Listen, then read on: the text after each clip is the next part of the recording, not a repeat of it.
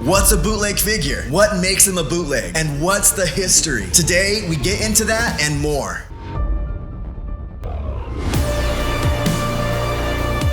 Welcome back to the journey. And I love when I do episodes like this. It really allows me to go into deep research into the line of toys that you and I love. And bootlegs are part of that total vintage Star Wars history. So as a beginning collector, there were a lot of aspects about toy collecting that I never knew about. And it wasn't until San Diego Comic-Con of 2015 where I saw my first bootleg in person. It was a Blue Stars Uze mint on card figure being sold for the low price of $10,000. Now, this card was in pristine condition, but at the time I was thinking, what is this and why is it so much money? It wasn't even from the authentic Star Wars action figure line, or was it? I tried to ask the seller about it, but his booth was so crazy busy that I didn't get that much time and I didn't get any answers. I was just told that it was a Turkish bootleg, and I had no idea what that meant. And my first thought was, why are these so desirable by collectors? And it wouldn't be until years later when I started doing research and collecting on this run and going on the countless websites and Facebook groups where I started piecing together the history of the bootlegs and what made these figures not only expensive, but what made them desirable and what made the history of these figures. So today, let's go back in time of the vintage Star Wars bootlegs and what makes these figures a part of the Star Wars history.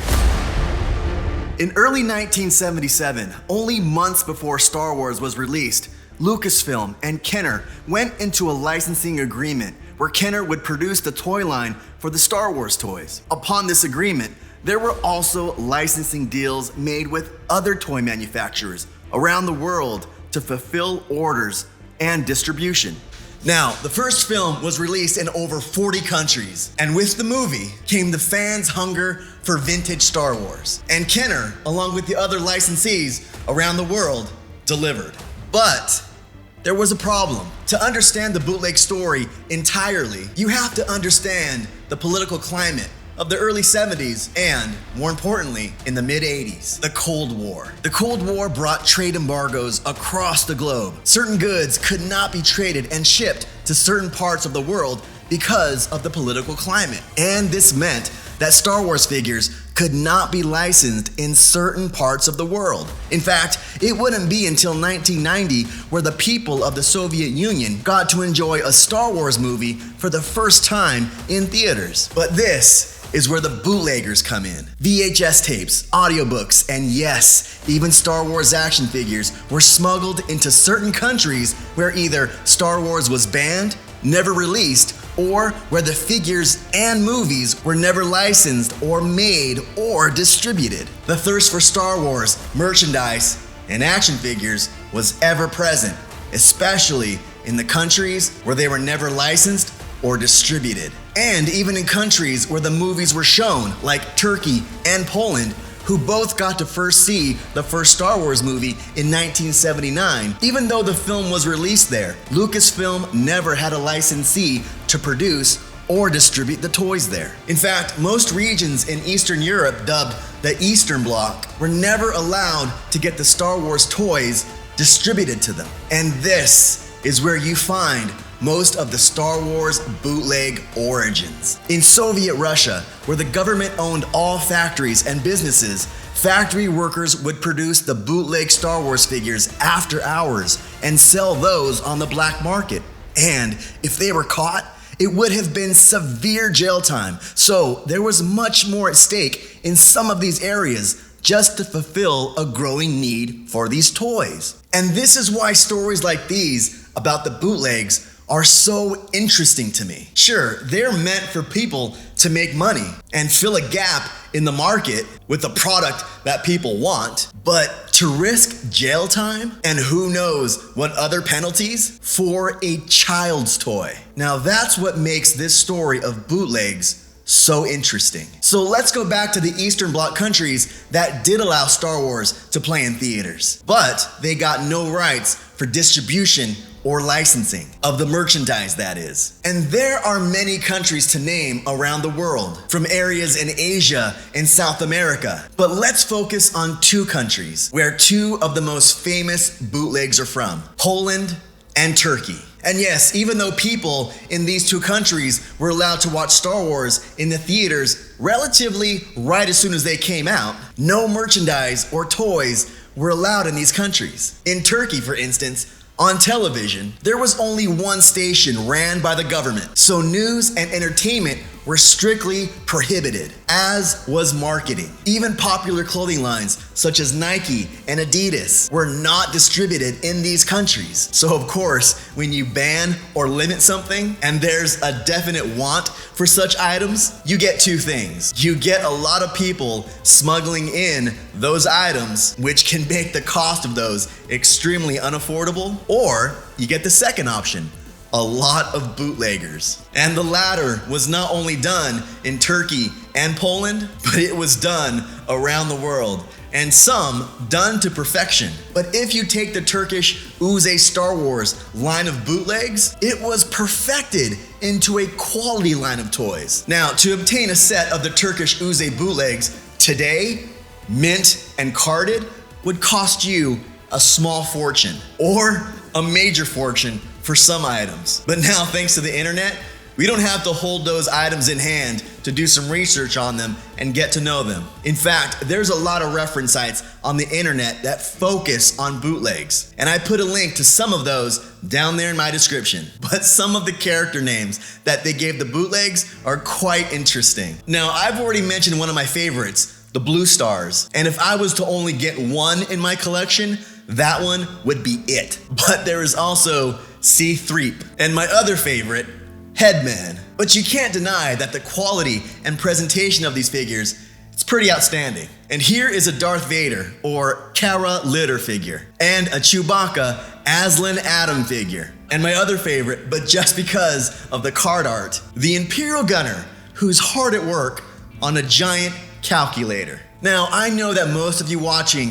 have probably already seen these, but like I said, the most fascinating part about these bootlegs aren't the figures themselves, but the necessity in their countries and markets to why they were made. And that's what makes the story of bootlegs so special. So let's take a look at some of the Polish figures. Now, some of these Polish figures aren't made in the same quality as the Turkish figures, but to me, that's what makes them so special and really more bootleggy feeling, in my opinion. I mean, if that's a word. The card art is another aspect of what makes them so amazing. Taking both these carded figures, for instance, you can clearly see that the legs on both of these figures come from the Biker Scout and just repainted. There are no naming conventions for these figures other than the title of the action figure line, and you can see a Y-wing in the card art. And these particular cards only have the art in the front of the card and not the back. And some of my favorite Polish bootlegs are the AT-AT drivers, Han Hoth, and the Princess Leia's. And another one of my favorites from the Polish bootlegs is Zuckus. They even did a prune face. I like this version of prune face better than the original Kenner line prune face. Do you think I'm gonna get hate mail for that? But there are countless bootlegs from all over the world, from Hungary to Russia, even Mexican and Brazil bootlegs. But here is my commentary of what I think a true bootleg is, or at least in my opinion of what would make me want to collect a bootleg. Now, there are countries that still have the license but still produce bootlegs. I mean, you would call these knockoffs, and I've seen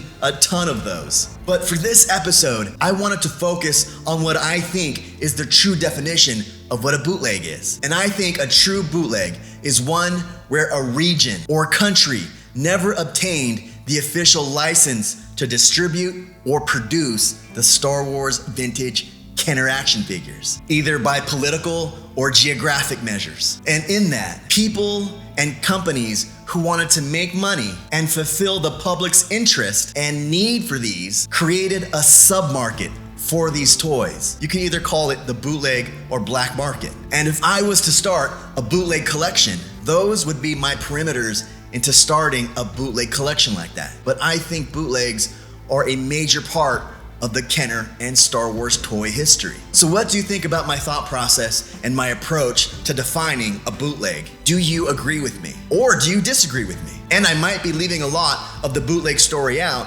but I wanted to focus on the more political aspects and geographical aspects of what I think a bootleg is. And was some of the information that I presented new to you? Let me know in the comments so I can get your takes. And yes, I do read and respond to every single comment. But for now, I want to get a figure here that represented one of my favorite bootlegs. And although I can't afford, neither am I supposed to buy a bootleg right now, at least I can get the real deal. So what is that figure? So let's collect a figure to put in that case. Here is the bootleg picture of Zuckus, and also a few others that are pretty cool, especially this neon green one, which, if I was a kid, I would have preferred this one to the real Zuckus figure. Sorry, Zuckus purists out there. And as for the real Zuckus figure, well, I did a video not too long ago about the non-canon lore on Zuckus entitled Tales of the Bounty Hunters, in where 5 mini-stories about the bounty hunters from The Empire Strikes Back is told. And here is an excerpt of that episode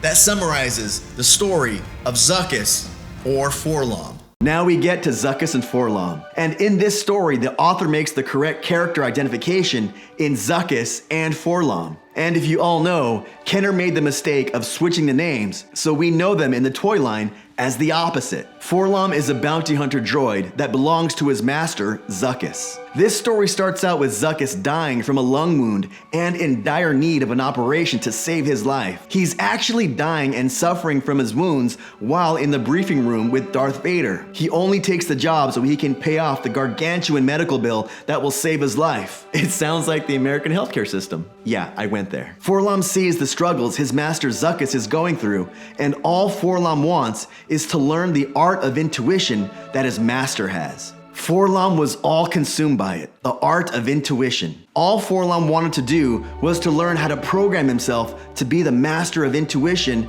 just like a human. Forlom and Zuckus try to join the Alliance under false pretenses by trying to help one of the rebel transports that has been badly damaged by the Empire during the escape from Hoth, all to try to get closer to Luke, Han, and Leia. And in this story, the way that Zuckus has intuition, it almost seems like he's force sensitive and never got the chance to develop himself as a Jedi. The story is one of learning that you can't always get what you want, and how these two deal with that realization. And it makes the characters of Zuckus seem as one of the most enlightened souls of Star Wars, and Forlom as one of the most curious and longing to be human. So if you want to go back and watch that entire episode, here's a link in the upper corner. But as for the figure of Zuckus, the name Zuckus has been a point of debate since the beginning. Since the droid was never called out by name on screen, there would be a debate. And was the original character name even revealed in the script? And there's a myth that on set of Star Wars The Empire Strikes Back,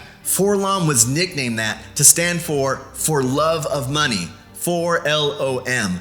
But that can't be solidly confirmed, as no official records from Lucasfilm production notes don't exist on that. And for all intents and purposes, Kenner was the one to name the figures Forlom and Zuckus into what they are known today. But West End Games, when they were creating a role-playing game of Star Wars, reversed these names to name them Forlom the droid and Zuckus the bug-like creature, because historically, all droids in the Star Wars universe have gotten a number and letter designation in their factory releases. And it was the book, Tales of the Bounty Hunters, who cemented this into more of the public mind, furthering that naming convention. So the debate goes on. So what do I believe? Well, for the figures that came with the Kenner releases, they are forever Zuckus and Forlom as Kenner named them. But for the movies and outside of the Kenner universe, I called the droid Forlom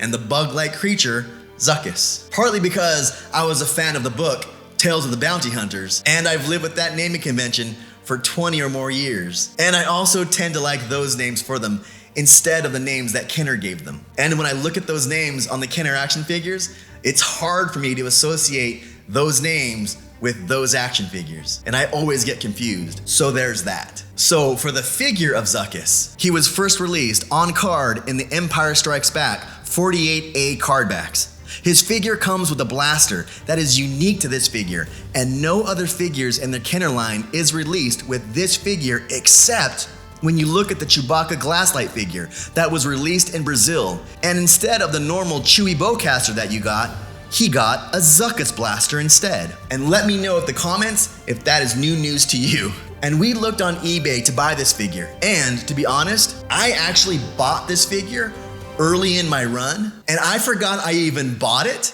and it was tucked away in my scrapbook case that I have for this show, and it was inside a blister case. So here's why I'm bringing that up. Now, early in my run, I didn't really check eBay prices, and I never compared really with other eBay sales prices or what collectors were buying that figure for on Facebook. And I didn't have the Star Wars Tracker app back then. So this is gonna be a mini lesson in what you should do, or I guess what you shouldn't do. So before I show what I paid for my figure, let's show a price of Zuckus on the Star Wars Tracker. Right now, Zuckus is trending up in prices from 2021. Average low prices are coming in at $35 and on the high end at $47. But I bought this figure about 6 months ago, and at that time, the highs were at 40 and the low average was about 27. And I bought this figure for a total price of $44.79. And I bought the blaster and the figure separately, which grossly made this figure close to $15 more expensive than it should have been. And I know that's not much money, but when you consider that I'm collecting 107 loose figures, $15 really adds up over time. That's why you should always research current market prices before you buy. And when the figure came in the mail, it did come in the bendable mailer that usually came with sellers from eBay. I mean, don't get me wrong, there's a lot of great sellers on eBay. I just didn't know that those sellers existed back then. And the figure is satisfactory, and so is the blaster. And on closer inspection, there is paint rub in the eyes, and the other areas to look out for on this figure is paint missing from the silver torso paint and paint missing from the red nose in the center of the face and the silver mouthpiece at the bottom of the face. But this figure is great for my case. But for the high price that I paid, that's a price that I would now expect to pay for a figure that I would deem grade worthy at an 85 or at least an 80.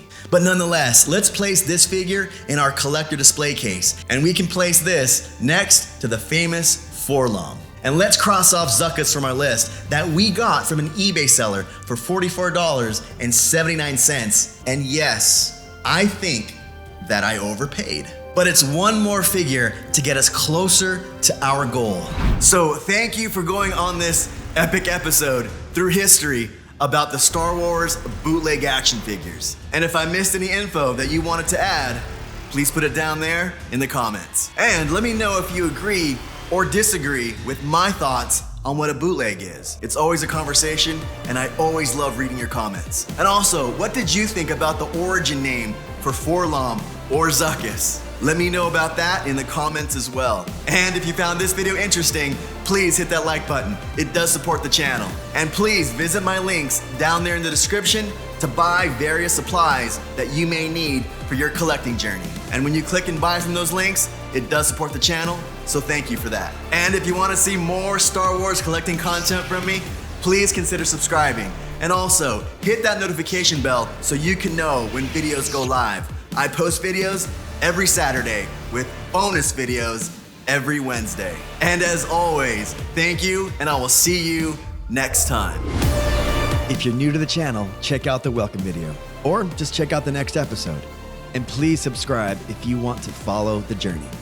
And remember, there is no shame in being a Padawan.